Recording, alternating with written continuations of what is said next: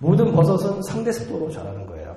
그러니까 절대 습도가 아니고 상대 습도로 자라요. 그래서 낮에 뭐 이렇게 습도가 뭐 이렇게 뭐 안 좋다고, 그러니까 뭐 70%라 그래도 저녁에 되면 온도가 떨어지잖아요. 그럼 상대 습도가 올라가요.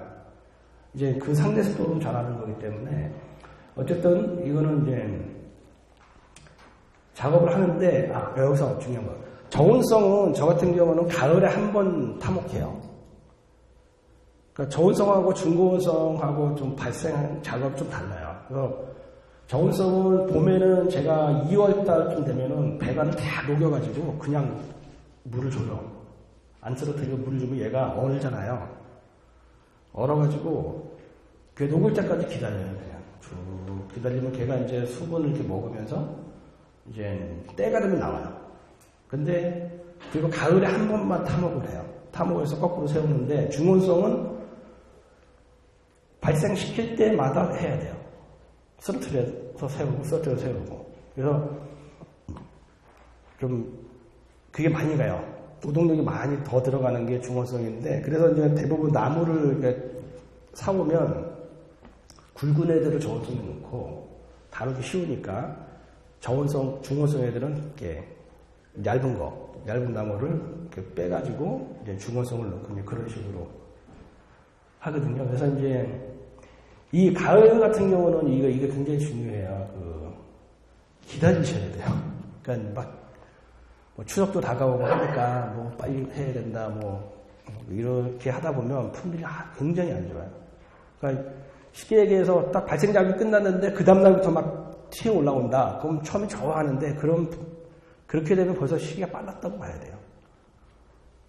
이제 그런 거고요. 이건 이제 저는 같은 경우는 이제 중온성, 고온성은 2년을 수확을 목표로 해서 관리를 합니다. 그러니까 보통 뭐 4년을 하라고 하는데 오래 갖고 있어봤자 잡균만 생기더라고요. 그래서 빠른 시간 내에 빨리 빼먹고 처분하고 또 하겠다. 이제 그런 전략으로 가는데요. 저온성은 한 3년 정도 수확을 하고 이제 교체하고 이제 그런 식으로 하는데, 요거는 이제 예를 들어서 나는 우리 나무 7년 동안 갖고 있는데 나무에 버섯이 많이 나와.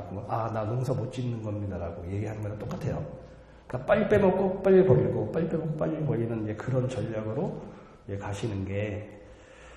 이제 이게 이제 해보니까 이제 4년차 정도 되면은 골목이 품질도 저하되고 그 버섯 자체가 품질도 안 좋고 잡균들이 너무 많이 붙어갖고 그 다음 수확에 문제가 되는 거예요. 그러니까 버섯을 하시는 뭐 회장님도 계시지만은 버섯을 하면서 한 3년, 4년은 잘 돼요. 예를 들어 고추 농사 짓던 그 밭에다가 이렇게 재배사를 지어갖고 버섯을 키우면 굉장히 잘 돼요. 왜냐? 고추 농사 짓면서 살균제, 살충제 엄청 쳤잖아요. 그러니까 굉장히 좋은 상태라고요. 근데 버섯을 재배하면 표고 버섯만 자라는 게 아니고 다른 버섯들도, 잡버섯들도 막 자라요. 근데 이거 처음 해봤는데 잘 됐어요. 그래서 조금 더 해서 3년차쯤에 더 늘렸어. 근데 안 나와. 왜 그러냐? 재배사 관리를 안 한 거예요. 재배사에 이미 표고균만이 아니라 다른 잡버섯이라든지 다른 균들도 잘 살 수 있는 환경이 된 거거든요. 그러니까 그 잡버섯들을 뭘 하게 되면 위생관리를 잘하고 그 버섯 재배사 주기를 청결하게 잘 관리해야 되는데 그러지 않고 잘 나오기만 기다리고 있다가 이제 투자도 더 많이 했는데 더 안 나오는 결과가 생기는 거예요. 그래서 저는 그래서 오래 안 갖고 있어요. 한 3년이면 그냥 아까워도 이제 버리는데 어쨌든 버섯 발생 작업은 그렇다는 거고요. 그래서 이게 이제 쓰러뜨린 거죠. 쓰러뜨려서 물을 주고 있는 상태고 이제 세우는 과정이고, 그러니까 이런 식으로도 이제 세울 수 있고 이런 식으로도 이제 재배사를 구성할 수 있는데 이제 방향에 따라서 조금 제가 이제 이렇게도 하고 길게도 하고 그래요. 이렇게 하면 장점은 이제 이 환기가 잘 돼갖고 좀 버섯은 좀 좋은데 힘들어요. 너무 힘들어요. 수확은 이제 목표는 동고를, 그러니까 우리가 버섯이 뭐 화고가 있고, 그러니까 백화고, 흑화고, 뭐 동고, 향고, 향신, 퍼드레기 뭐 이런 식으로 있는데 이 백화고, 흑화고 이거를 목표로 하시면은 저는 안 된다고 생각하는 사람이에요. 그냥 동고를 목표로 하라는 거예요. 그러니까 백화고 해갖고 선물용으로 해봤자 나무도 빨리 망가지고 돈이 덜 돼요. 그러니까 동고를 해가지고 많이 뽑아먹고 많이 뽑아서 동고만 해도 충분히 좋은 상품이거든요. 그래서 그거를 많이 뭐 직거래를 하시든 뭐 공판장에 내시든 그 원목표고는 사실 공판장에 내면 좀 손해예요 많이.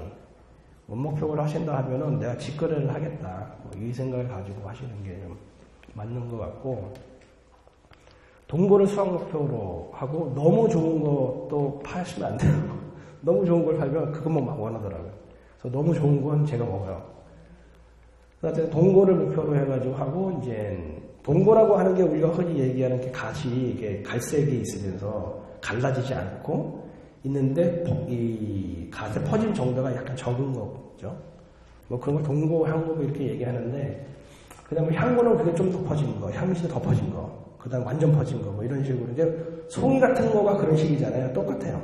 송이하고 구분을 짓는 건 똑같은데 어쨌든 이거는 이제 상인들이 만들어낸 그런 그거고 우리 농민의 입장에서는 싱싱하고 좋은 거, 알찬 거 이런 개념으로 가는 게 저는 맞다고 생각을 합니다. 그 예냉을 꼭 해야 돼요. 예냉 최소 4시간 저울장거가 반드시 필요하고요. 이걸 안 하면 운반도 중에 가시 막 퍼져요. 그리고 꼭 하셔야 돼요. 예, 뭐 그다음에 포장은 뭐 이런 식으로 되어 있고요. 여러 가지로 이제 상품을 만들 수가 있어요. 뭐 읽어보시면 될 것 같고 휴양이 굉장히 중요해요. 휴양이 땄으면 그냥 놔두시면 안 되고 우리가 뭐 사과 농사를 줘도 따고 나면은 뭐 보상 비료도 주고 막 이러잖아요. 이게 물이에요.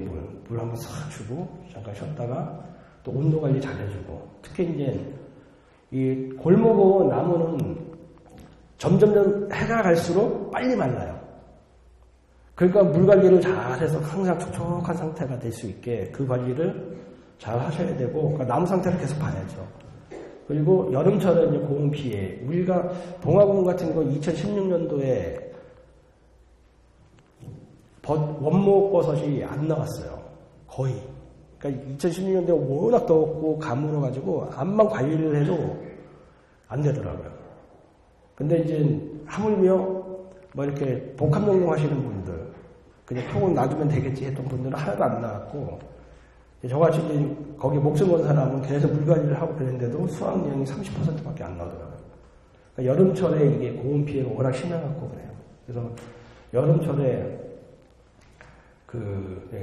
여름철에니까 아까가 말씀드린 새벽이나 해질 무렵에 관수를 계속해서 해주는 방법, 뭐 아니면 뭐 점적 호수를 까다 놓는다든지 뭐 해갖고 계속 툭툭툭툭 물을 흘린다든지 뭐 그러니까 낮에 햇볕이 있을 때 물을 주면 나무가 삼켜서 안 좋아요. 그러니까 해가 없을 때 혹은 해가 질 때 이때 이제 물을 줘야 되는데 어쨌든 이 휴양 기간 동안에 이제 환경 관리가 결국 그 수확량과 품질량.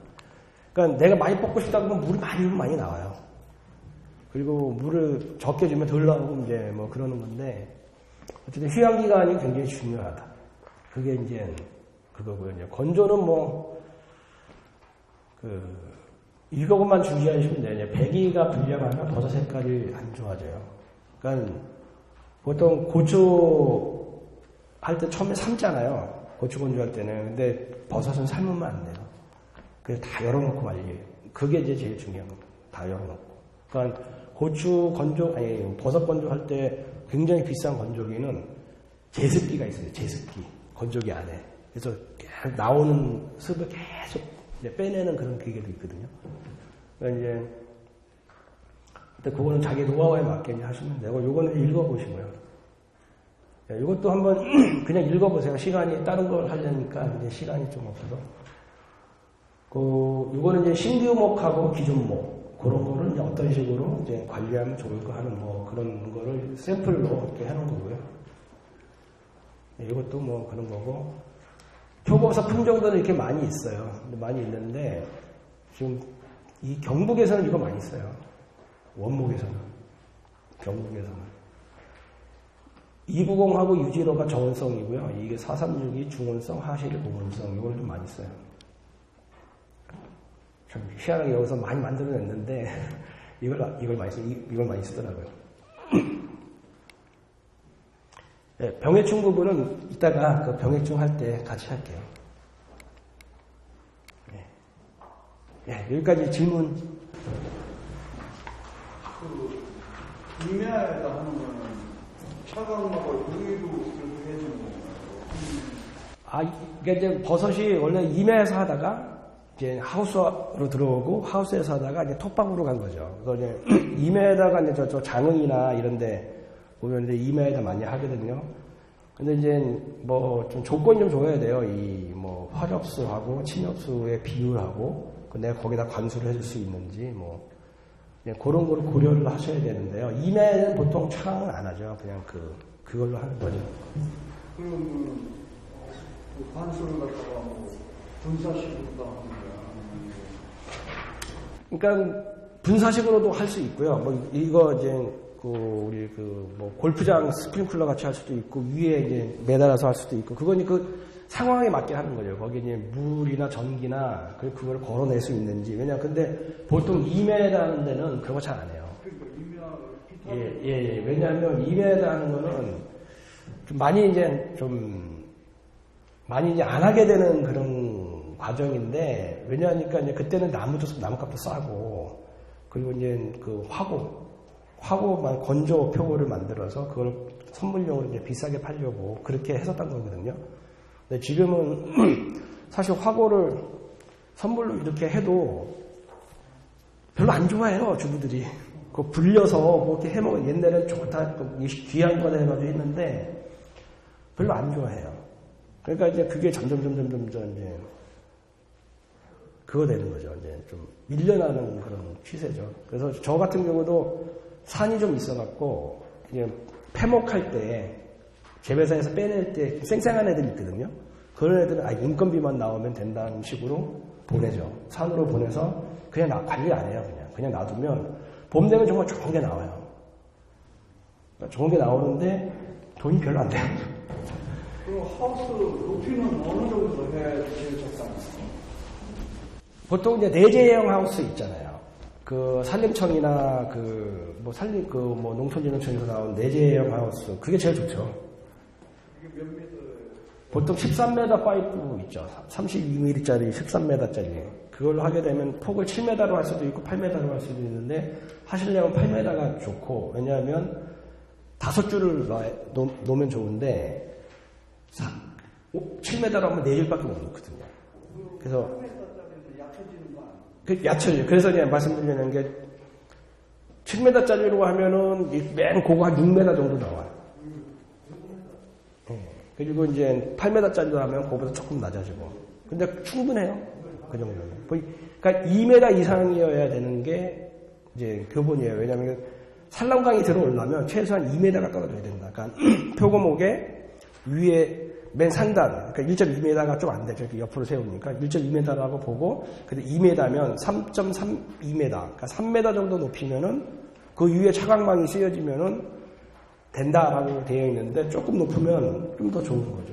3.5m 이상만 되면 이제 된다고 보는 거죠.